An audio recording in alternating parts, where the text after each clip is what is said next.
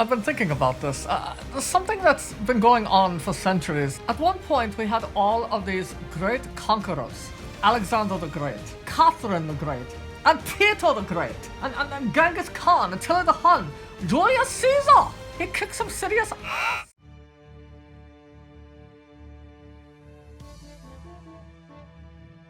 So now let's move on to the Ottoman Empire, led by Sultan Mehmed II. Huge war. So the Ottoman Sultan, he figured that Vlad owed him for his previous support, so he ordered Vlad to pay homage to him personally.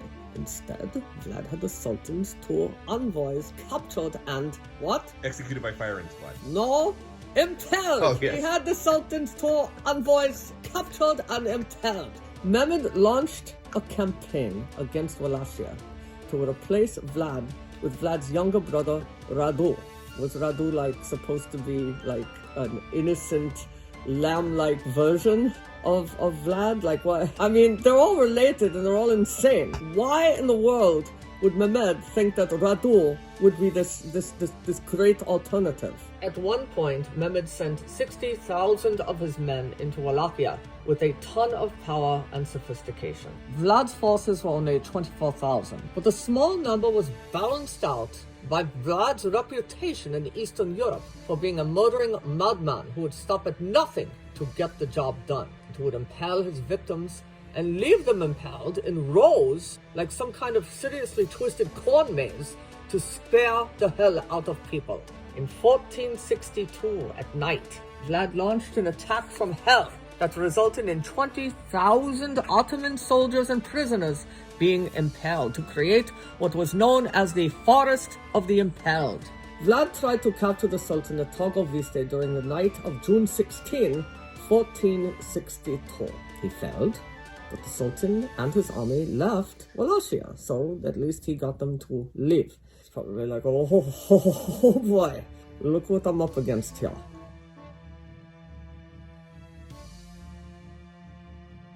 Radu then became prince. Vlad then went to Transylvania to seek assistance from Matthias Corvinus, the King of Hungary, but Corvinus had him imprisoned. So Vlad was held captive in Visegrad from 1463 to 1475.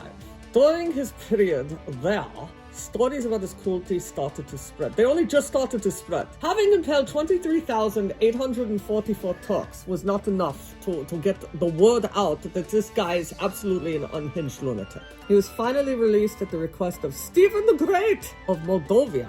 That's another part of Romania, in 1475. Why in the world did Stephen the Great release this guy? Why?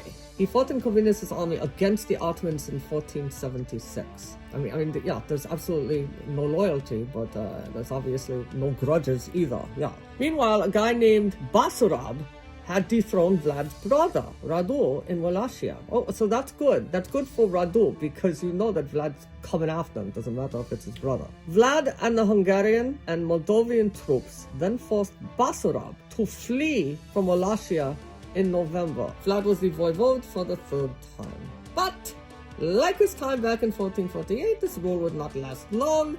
Basurab returned with Ottoman support before the end of the year, and Vlad actually was killed in battle. January 10th, 1477. He was just killed in battle. Don't you think if anybody deserved to be impaled, it was Vlad, just for poetic justice? I would think he would almost wanted to have been impaled just to get the experience. So the total number of victims of Vlad the Impaler, the Impaler King, has been estimated to be 100,000. Child's play, I suppose, when you compare that to some other death tolls by megalomaniac, tyrannical, malignant, narcissistic rulers and conquerors. But considering you get a silver play button YouTube plaque for reaching 100,000 subscribers, I suppose killing 100,000 people could be considered a feat.